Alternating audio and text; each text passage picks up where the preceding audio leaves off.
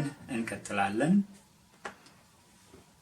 ባለፈው ክፍል ብኖር ወይም ብሞት በሚል ርዕስ ጳውሎስ መኖሩም መሞቱም እኩል መሆናቸውን የተናገረበትን ክፍል ተመልክተን ነበር።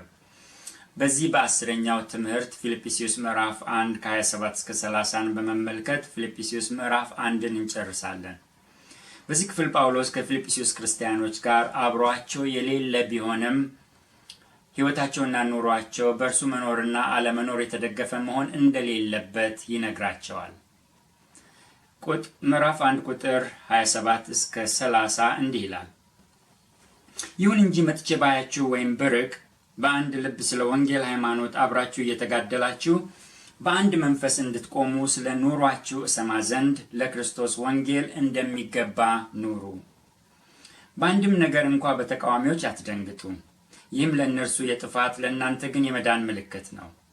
ይህም ከእግዚአብሔር ነው። ይህ ስለ ክርስቶስ ተሰጥቷችኋልና ስለ እርሱ መከራ ደግሞ ልትቀበሉ እንጂ በእርሱ ልታምኑ ብቻ አይደለም። በእኔ ያያችሁት አሁንም በእኔ እንዳለ የምትሰሙት ያው መጋደል ደርሶባችኋልና። እንጸልይ። እንደገና ልናመሰግን ይገባናል። እግዚአብሔር አባት ሆይ ይህን ምዕራፍ ዛሬ እንጨርሳለን። ባለፉት በርካታ ሳምንታት እንዳስተማረን ቅዱሱ መንፈስህ ዛሬም ያስተምረን፣ የምንቀስመውን ትምህርትም እንድንኖርበት ይርዳን። ይህ ክፍል እንደሚለው ለልጄ ለክርስቶስ ኢየሱስ ወንጌል እንደሚገባ እንድንኖር ያልተፈቀደልንን የማናደርግ ያንተ ተከታዮች በእውነት ያድርገን። በወደደን ስለኛም ራሱን በሰጠ በጌታችን በመድኃኒታችን በኢየሱስ ክርስቶስ ስም አሜን።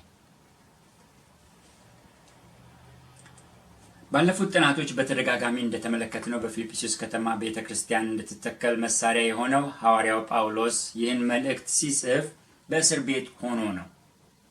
እርግጥ ተፈቶ ሊያያቸው ተስፋ አድርጓል። ግን ተፈቶ ቢያያቸውና በመካከላቸው ቢሆን ወይም ከሩቅ ሆኖ ስለ እነርሱ ቢሰማ የምእመናኑ ሕይወት ተመሳሳይ እንዲሆን ነው ይህን ነገር የላከላቸው። ምን አይነት እንዲሆን? ተመሳሳይ እንዲሆን። በስደት ውስጥ የታሸ ቢሆንም ክርስቶስን የሚያሳይ እንዲሆን። በዚህ ክፍለ ምንባብ ውስጥ 4 አበይት ነጥቦችን እንካፈላለን። የግድ 4 መሆን የለባቸውም። ከ4 ሊያንሱም ወይም ከሸነሸናቸው ከ4 ሊበልጡም ይችላሉ። ግን 4ቱም ጉልህ ነጥቦች እኒህ ናቸው። አንደኛ፣ ፖሊሱን ሳይሆን ሕጉን እንፍራ። ይሁን እንጂ መጥቼ ባያችሁ ወይም ብርቅ አለ ጳውሎስ። መጥቶ ቢያያቸው እቅርባቸው አብሯቸው ቢሆን ወይም ቢርቅና ስለ እነርሱ ከሩቅ ቢሰማ አብሯቸው ቢሆንም ባይሆንም ለወንጌል ሲሉ የሚኖሩት ኑሮ ተለዋዋጭ መሆን እንደሌለበት ነው የጻፈላቸው። ቀጥተኛ ኑሮ የሚኖሩት እርሱ ሲያያቸውና ሲታዘባቸው መሆን የለበትም። አንዳንድ ክርስቲያኖች የሰው ክርስቲያኖች ናቸው፣ የጌታ ሳይሆኑ የሰው። ልክ አንዳንድ ሰዎች ሕግን ሳይሆን ሕግ አስከባሪውን ወይም ደንቡን ሳይሆን ፖሊሱን እንደሚፈሩት ማለት ነው። ከዓመታት በፊት የሴሚናሪ ተማሪ በነበርኩባቸው ዓመታት በየእሁዱ ጠዋት ፎርት ላንግሊ ከምትባል መንደር ቤተክርስቲያኔ አመልክና ከሰዓት በኋላ ከአበሾች ጋር ወደማመልክባት ቤተክርስቲያን ሄዳለሁ። አንዳንዴ በአውቶቡስ ነው የሚሄደው። አንዳንዴ ዋና የአውቶቡስ መስመር ድረስ ግማሽ መንገድ የተለያዩ ሰዎች ያደርሱኛል። አንድ ጠዋት በመኪናው እንዲያደርሰኝ መጋቢያችን የጠየቀልኝ ልጅ ዩጂን ይባላል።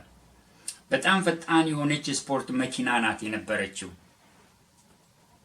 እርሱም ከተመደበው የጎዳና ፍጥነት ወደ 30 ኪሎ ሜትር አስበልጦ በሰዓት ይነዳ ነበር። በሰዓት 90 ኪሎ ሜትር በሚነዳበት መንገድ 120 ነበር የሚነዳው። በመንገድ ላይ ቆሞ የተሽከርካሪ ፍጥነት የሚቀጡና የሚያስቆሙ ፖሊሶች የሚይዙት ሬዳር የሚባል መሳሪያ አለ። እየከነፍን ሳለን የዩጂን መኪና ውስጥ የተተከለ ሌላ መሳሪያ ደወለ። ያኔ ዩጂን ያንን መሳሪያ ዘግቶ ፍጥነቱን ቶሎ ቀንሶ በጎዳናው መደበኛ ፍጥነት መንዳት ጀመረ። ዩጂን ምንድነው ይሄ አሁን የደወለው ነገር ብዬ ጠየቅኩት። ዩጂንም የሬዳር ጠቋሚ ሬዳር ዲቴክተር ይባላል። ይሄ የሚነግረኝ በ3 ወይም በ4 ኪሎ ሜትር ርቀት ላይ ፍጥነት ተቆጣጣሪ ፖሊሶች እንዳሉ ማለት ነው። አያቸው ብሎ እየነገረኝ ሳለ ፖሊሶቹን እያየናቸው አልፈን ሄድን። ሌላ 2 ኪሎ ሜትር ያህል ነዳና ጠቋሚውን መሳሪያ ከፍቶ እንደገና መክነፍ ጀመረ።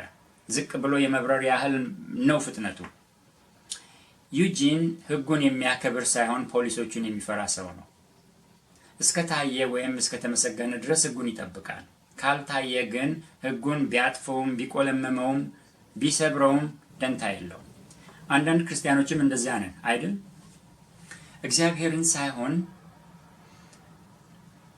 እግዚአብሔር ሳይሆን ሰው አየኝ አላየኝ የምንል አይነቶች ነን። ስለዚህ በሰዎች ፊት አንድ መልክ የያዝን፣ ለብቻችን ስንሆን ሌላ መልክ ያለን ቲያትረኞች ወይም ጭምብላሞች ሆነን እንኖራለን። እግዚአብሔርን ሳይሆን ሰዎችን ደስ የምናሰኝ፣ በሁለት ሐሳብ የምናነክስ ስጋውያን ሆነን እንመላለሳለን።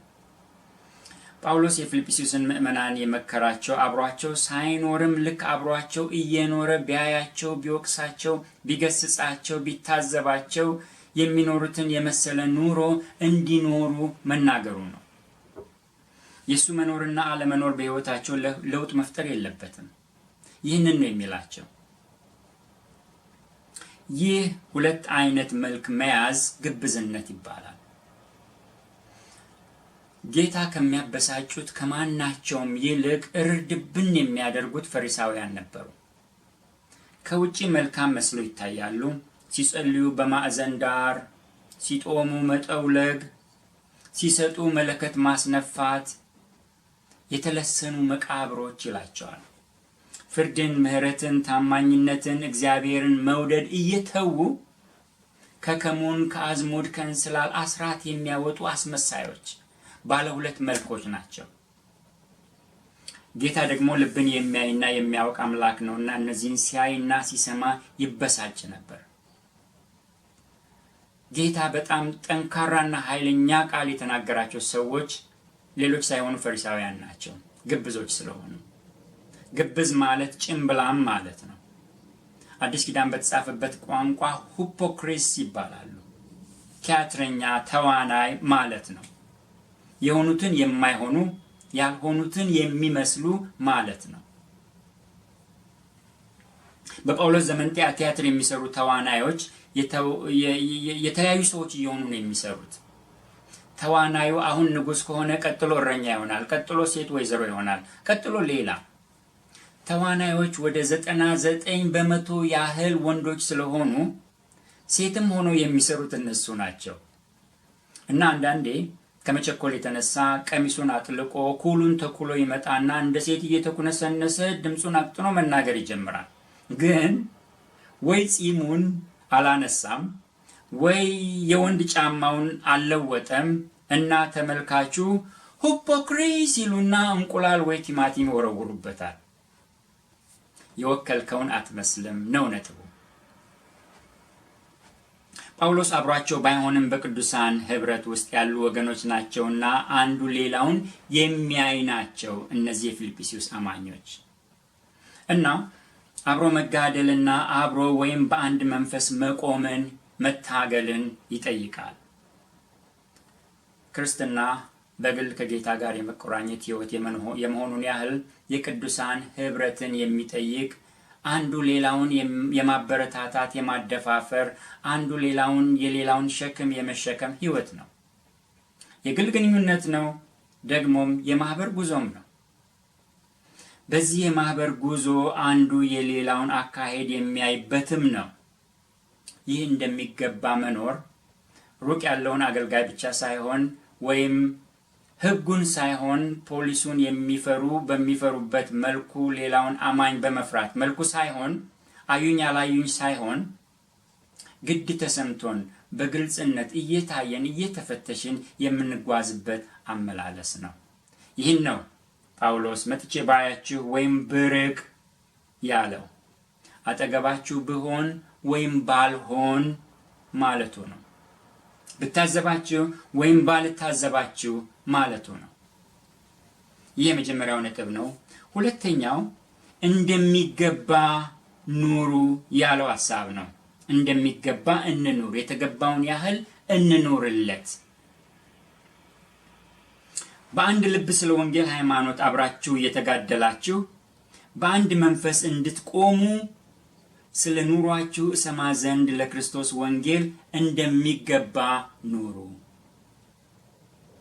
ይህ እንደሚገባ ወይም በተጻፈበት ቋንቋ አክሲዮስ የሚለው ቃል በአረፍተ ነገር ውስጥ ቃሉ ከተነገረለት ባለቤት ጋር በጣም የተቆራኘ ቃል ነው።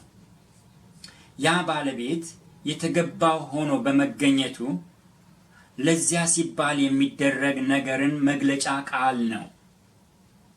ቃሉ በአዲስ ኪዳን በበርካታ ቦታዎች የተጻፈ ቃል ነው። ጥቂት ምሳሌን ብናይ ኤፌሶን 4:1 እንዲህ ይላል፣ በተጠራችሁበት መጠራታችሁ እንደሚገባ ትመላለሱ ዘንድ እለምናችኋለሁ። መጠራታችሁ ተራ አጠራር አይደለም ማለቱ ነው፣ ክቡር ነው እና ለዚያ ክቡር መጠራት የሚገባውን የተገባውን አመላለስ ተመላለሱ ማለቱ ነው። እንደሚገባ የሚለው ባለቤቱን ነው የሚያሳየው፣ የተጠሩበትን መጠራት።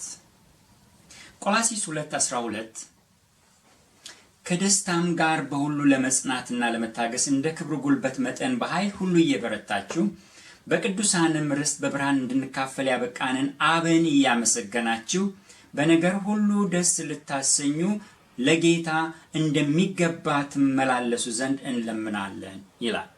ባለቤቱ ማን ነው? የመገባት ጌታ። ለጌታ እንደሚገባ ለሱ እንደሚገባ ያለ አመላለስ ትመላለሱ ዘንድ እንለምናለን። አንደኛ ተሰሎንቄ ምዕራፍ 2:11-12 እንደዚህ ይላል፣ ወደ መንግስቱ ወደ ክብሩም ለጠራችሁ ለእግዚአብሔር እንደሚገባ ትመላለሱ ዘንድ። ለማን? ለእግዚአብሔር። ባለቤቱ ማን ነው? ያረፍተ ነገሩ እግዚአብሔር። ለእግዚአብሔር እንደሚገባ መጠራቱን ወይም ጥሪውን ያደረገው ጠሪው ከጥሪውም በላይ ነውና የተገባው ነውና ጠሪውን የሚወክል የወኪል የሆነ አገባብ ያለው ግቡ የሆነ አመላለስ ተመላለሱ ማለቱ ነው። አንድ ሌላ ልጨምር። ሁለተኛ ጢሞቴዎስ ምዕራፍ 2:5 ደግሞም በጨዋታ የሚታገል ማንም ቢሆን እንደሚገባ አድርጎ ባይታገል የድሉን አክሊል አያገኝም። የተገባ መታገል አለ፣ ያልተገባ ኋላ ሽልማቱን ነጥቡን የሚያሰርዝ እንደሚገባ ያልሆነ መታገልም አለ። ስለዚህ ውጤቱን ለመቀበል የሚያስችል እንደሚገባ የሆነ የተገባ አገባብ ያለው ይህ ነው እንደሚገባ ማለት። እዚህ በፊልጵስዩስ ምዕራፍ 1:27 እንደሚገባ ኑሩ የተባለለት የክርስቶስ ወንጌል ነው። ወንጌል በክርስቶስ መስቀል ሞት በኩል ኃጢአተኞቹና ሞት የተገባን እኛ የእርሱን ጽድቅ ያገኘንበት መልካም ዜና ነው። ወንጌል በመስቀል ላይ ዋጋ የተከፈለበት ነውና እንደተከፈለበት ዋጋ መጠን ኑሯችን ያንን ማንጸባረቅ አለበት። ይገባዋል እንዲህ ልኖርለት። ለዚያ ለተገባው ለመኖር የምንከፍለው ዋጋ ነው። ልጆች ሳለን ከልጆች ጋር ሆነን የምናደርጋቸውን አጓጉል ጥፋቶች አንዳንድ አዋቂዎች አይተው ምን ነካ አንተ የእገሌ ልጅ አይደለህም? ወይም እንዴት አንተ የነእገሌ ቤተሰብ ሆነ እንዲህ ያለ አሳፋሪ ነገር ትሰሪያለሽ ያሉን ጊዜ አለ። የእገሌ ልጅ ወይም የነእገሌ ቤተሰብ ሆነን እነርሱን የሚያሳፍር ስማቸውን የሚያጎድፍ አሳፋሪ ነውረኛ ነገር ለምን ታደርጋለህ? ለምን ታደርጊያለሽ ማለታቸው ነው። ያደረግነው ስራና የወላጆቻችን ወይም የቤታችን ስምና ክብር አይመጣጠንም ማለት ነው። ክብረ ነክ፣ ስም አጉዳፊ፣ አሰዳቢ፣ አሳፋሪ፣ ነውረኛ ነገር አድርገናልና እገሌ እንዲህ አደረገ ወይም አደረገች ሳይሆን የእገሌ ልጅ ወይም የእገሌ ወንድም ወይም እህት እንዲህና እንዲህ አደረገች ነው የሚባለው። እንደሚገባ የምንኖርለትን የተጠራንበትን ስም የሚመጥን ኑሮ አልኖርንም ማለት ነው። ኢሳይያስ 52:5 ጠቅሶ ሐዋርያው ጳውሎስ በሮሜ ምዕራፍ 2:24 ላይ እንዲህ ይላል፣ በእናንተ ሰበብ የእግዚአብሔር ስም በአሕዛብ መካከል ይሰደባልና ተብሎ እንደተጻፈ ብሎ እንደጻፈው አይሁድ ለእግዚአብሔር ስም መሰደብ ምክንያት እንደሆኑ አንርሳ። አሕዛብ አይሁድን የእግዚአብሔር ወኪሎች አድርገው ነው የሚመለከቷቸው። ይህንን የሚወክሉትን የሚመስል ነገር ካላሳዩ እነርሱ ሳይሆኑ የወከሉትም ይሰደባል። ይህ ቃል ያኔ የፊልጵስዩስ ምዕመናን፣ ዛሬ ደግሞ እኛ ወንጌሉ እንዳይሰደብ ኑሯችንና አመላለሳችን ለወንጌሉ የተገባ መሆን እንዳለበት የሚያሳስበን ቃል ነው። የክርስትና አመላለስ ክርስቶስን የመምሰል እርሱን የመኮረጅ የሆነውን ለመሆን ያደረገውን ለማድረግ የመጣጣር ሂደት ነው። እርሱን ለመምሰል በመንፈስ ቅዱስ የመደገፍ ውስጣዊ ግፊት ወይም መነሳሳት ነው። ይህ ጤናማ ግፊት በቦታው ከኖረ እንደሚገባ ለመኖር ምንም ጉንተላ አያስፈልግም። ግን ሁሌ የማይኖርበት፣ አንዳንዴ ከስፍራው እንዲያውም የሚጠፋበት ጊዜ አለ። ያኔ ቆም ብሎ በሌሎች የምንታይ የሌላ ወኪሎች፣ የጠራን አምላክ እንደራሴዎች መሆናችንን ማስታወስ አስፈላጊ ነው። አንድ የሕዝብ ወኪል የሆነ ሰው ወይም የመንግስት እንደራሴ የሆነ አምባሳደር ያለበትን ስፍራና ሁኔታ ይወደውና ይስማማ ይሆናል። አብረውት ያሉት ብዙዎች ተስማምተው የሚወስኑት ወይም የሚያደርጉት ነገርም ይስማማው ይሆናል። ነገር ግን የራሱን ስሜት ወይም በዙሪያው ያሉትን ሰዎች ማስደሰት ሳይሆን ለራሱ ባይስማማውም እንኳ የወካዩን ሕዝብ ወይም መንግስት ድምፅና ውሳኔ ማንጸባረቅ ይጠበቅበታል። ይህ ለላከውና ለወከለው አካል የተገባ አመላለስ ማለት ነው። የአንድ ሀገር አምባሳደር ተሰደበ ማለት የሀገሩ መንግስት ተሰደበ ማለት ነው።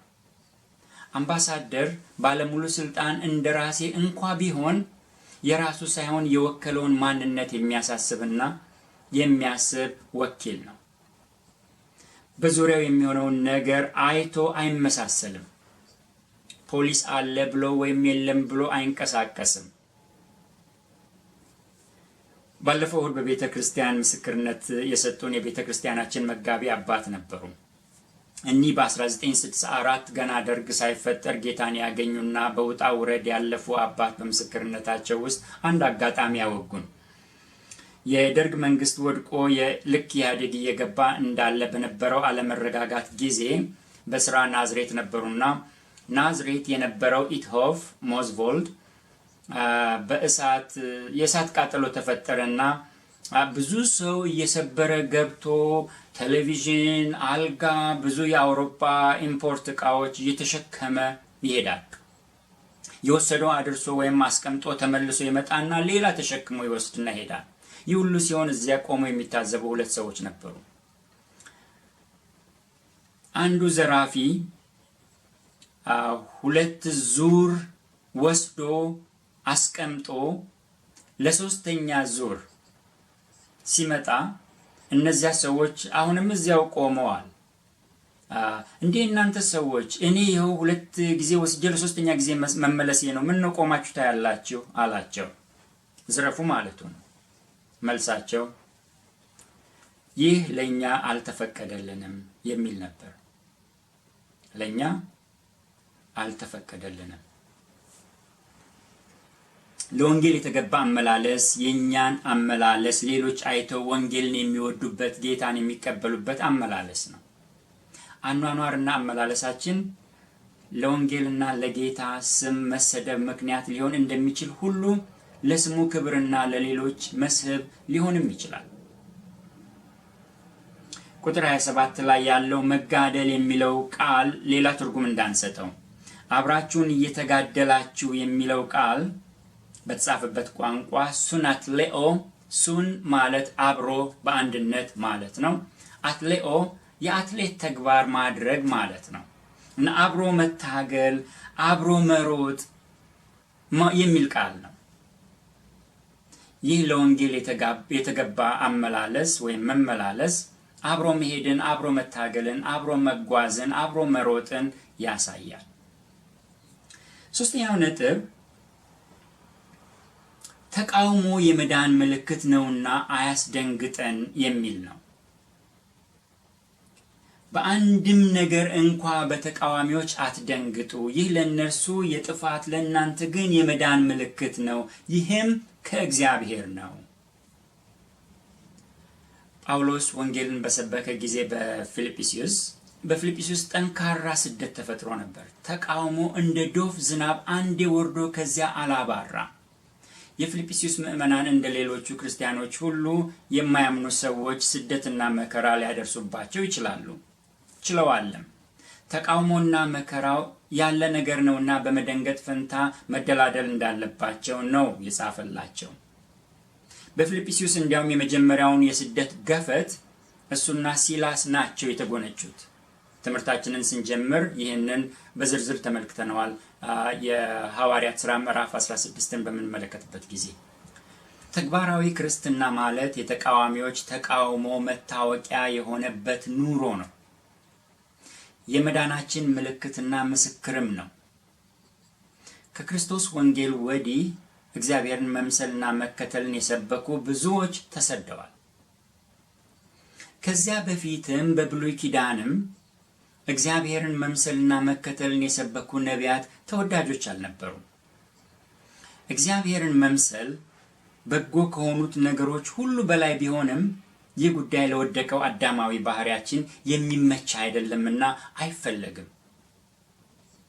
ለዚህ ነው ይህንን ጽድቅ የሚሰብኩት ነቢያትም የሌሎችን ሕይወት በንጽጽር የሚያስነቅፍ ቅዱስ ኑሮ የሚኖሩ ቅዱሳንም የተቃውሞና የስደት ጊጤዎች የሆኑት። ስለዚህ የንጽህና ሕይወት የመዳን ምልክት ነው። ይህንን የሚቃወም ተቃውሞ ማስደንገጥ የለበትም። ይህንን የንጽህና ሕይወት፣ ይህንን መዳናችንን ክርስቶስን የሚያሳይ የሆነውን ሕይወት የሚቃወም ተቃውሞ ማስደንገጥ የለበትም። ክርስቲያን ስለሆነ ብቻ ስደትና ነቀፌታ ሊደርስበት ይችላል። በእርግጥ ይችላል። ጴጥሮስ በስደት ውስጥ እያለፉ ያሉ ክርስቲያኖችን እንዲህ ነው ያላቸው።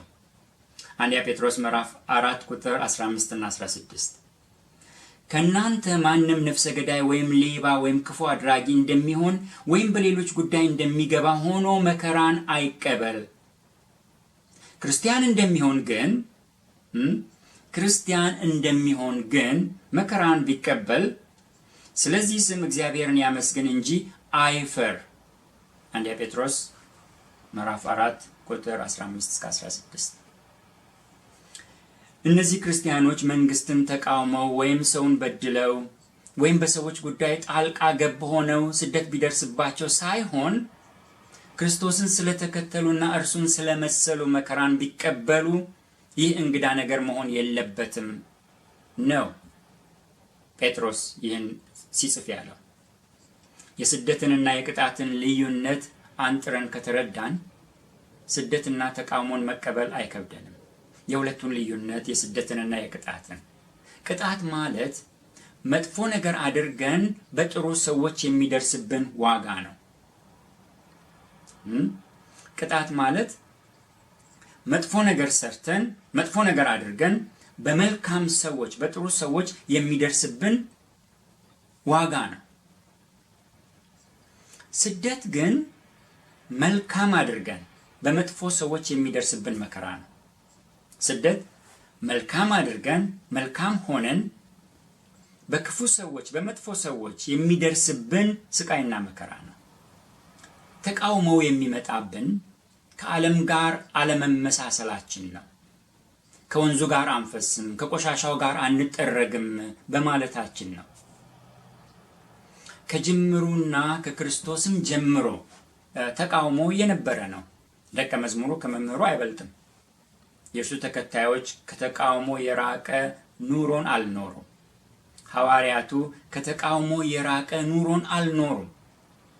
እኛም ከዛ የተሻለ ነገር መጠበቅ የለብንም፣ አልተነገረንም። ያንን ነው ጳውሎስ ለፊልጵስዩስ አማኞች ያላቸው። አንድ ወንድም ጌታን ጌታው አድርጎ ከመከተሉ በፊት የጠፋና የከፉ ነገሮችን ሁሉ የሚያደርግ ወጣት ነበር። ሰክሮ ቤት መጥቶ ይረብሻል፣ ይለፋደዳል፣ ገንዘብ ይሰርቃል፣ ጫት ይቅማል፣ ሐሺሽ ያጨሳል፣ ያመነዝራል። ዝርዝሩ ብዙ ነው። ጌታን ሲያገኝ ግን ያ ወጣት አደበ፣ ሰላማዊ ሰው ሆነ። ቋንቋው ተለወጠ፣ ጎበዝ ተማሪ ሆነ፣ ታዛዥ ልጅ ሆነ፣ ታታሪ ሰራተኛ ሆነ። ሃይማኖቱን ቀየረ ብለው የገዛ ወላጆቹ ተቃወሙት፣ ኋላም ከቤት አባረሩት። ለእነርሱ ቆሻሻ ሆኖ አብሯቸው መኖሩ የራሳቸውን ቆሻሻ ስለማያሳብቅባቸው አልተቃወሙትም። ቅድስናን የሚያሳይ ኑሮ በየቀኑ በአፉ ባይናገረውም እንኳ ሕሊናቸውን ይወቅሰዋል። ስለዚህ አስወጡት። ተቃውሞ ብቻ አይደለም፣ ስደትም አለ። የምን ምልክት ነው? የመዳን ምልክት ነው። ይህ ልጅ ስደትን ያገኘው ከመቼ በኋላ ነው? ከዳነ በኋላ ነው። ስለዚህ ስደት፣ ተቃውሞ የመዳናችን ምልክት ነውና አያስደንግጠን። ሶስተኛው ነጥብ ያ ነው። አራተኛውና የመጨረሻው ከዚሁ ከሶስተኛው ነጥብ ጋርም የተያያዘ ነው በከፊል። ከስደት የጸዳ ሕይወት ተስፋ አልተገባም። ጌታን በምንከተልበት ጊዜ ከስደት ነፃ የሆነ ከስደት የጸዳ ኑሮና ሕይወት አልተነገረንም። ያ ተስፋ አልተሰጠንም። በመጨረሻዎቹ በሁለቱ ጥቅሶች ጳውሎስ እንዲህ ይላል፣ ይህ ስለ ክርስቶስ ተሰጥቷችኋልና ስለ እርሱ ደግሞ መከራ ልትቀበሉ እንጂ በእርሱ ልታምኑ ብቻ አይደለም። በእኔ ያያችሁት አሁንም በእኔ እንዳለ የምትሰሙት ያው መጋደል ደርሶባችኋልና።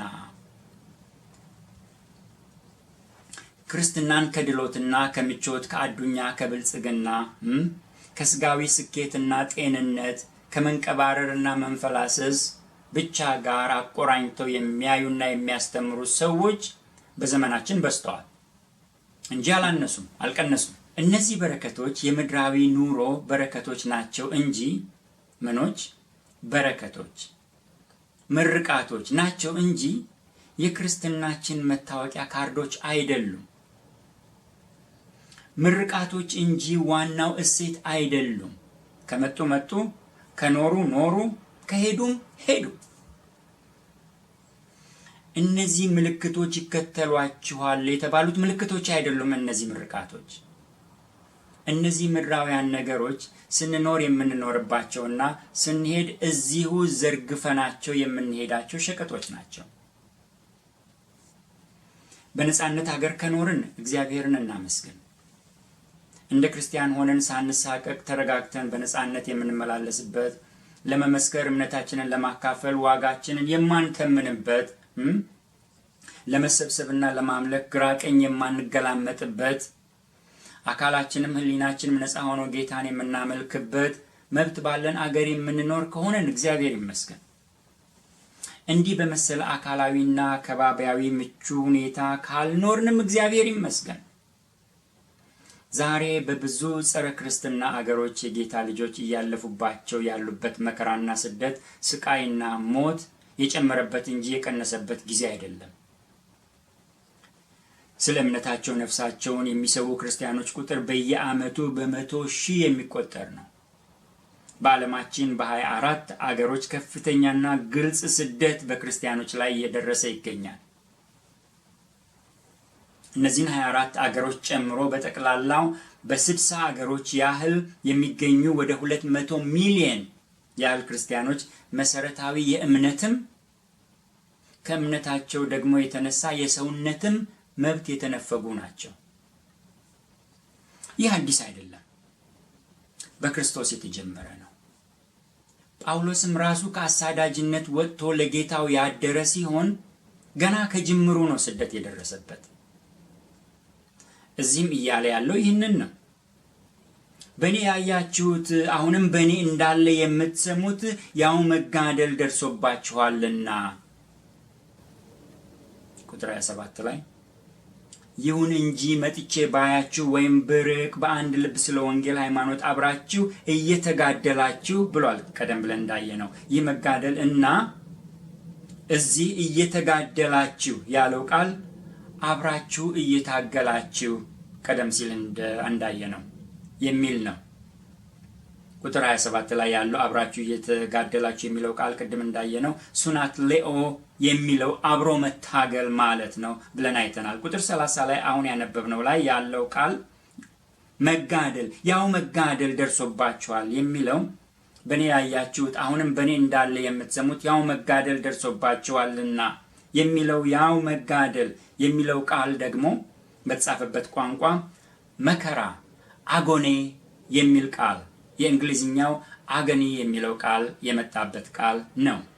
መከራ፣ ስቃይ፣ ችግር በእኔ ያያችሁት አሁንም እንዳለ የምትሰሙት ያው መከራ ያው መጋደል ያለው ያው መከራ ደርሶባችኋልና። በፊልጵስዩስ ሰዎች ላይ እየደረሰ ያለው መከራ ያ ነው። ተስፋ እንዳይቆርጡ እያበረታታቸው ነው ያለው ጳውሎስ። አስቀድሞ በእርሱ ላይ የደረሰውን መከራ አይተዋል። አሁን ደግሞ መከራው በእነርሱ ላይ እየደረሰ ነው። ስለዚህ ተስፋ እንዳይቆርጡ እያበረታታቸው ነው። በእርሱ የታየው መከራ ተካፋዮች እየሆኑ ናቸው የፊልጵስዩስ ምዕመናን። ጳውሎስ በእርግጥ መከራን ተቀብሎ ነው ከዚች ከተማ የወጣው ከሲላስ ጋር። በእኔ ያያችሁት ያለው ያንኑ በተግባር ያዩትንና የተመለከቱትን ስደትና እንግልት መናገሩ ነው። አሁንም እንዳለ የምትሰሙት ያላቸው ደግሞ በዚያን ጊዜ እሱ እያለፈ ያለበትን መከራ እነሱም ራሳቸው እያለፉበት ወይም ሊያልፉበት ስላላቸው መከራ መናገሩ ነው። እሱ ራሱ እያለፈበት ነው። እንደገና በዚህ መከራ ውስጥ ይህን ደብዳቤ በሚጽፍበት ጊዜ ከወህኒ ቤት መሆኑን ቀደም ሲል ደጋግመን ተመልክተናል። ወህኒ ቤት የገባው ተሰዶ ነው። መከራን እየተቀበለ ወንጀል ሰርቶ አይደለም፣ ወንጌልን ሰብኮ ነው።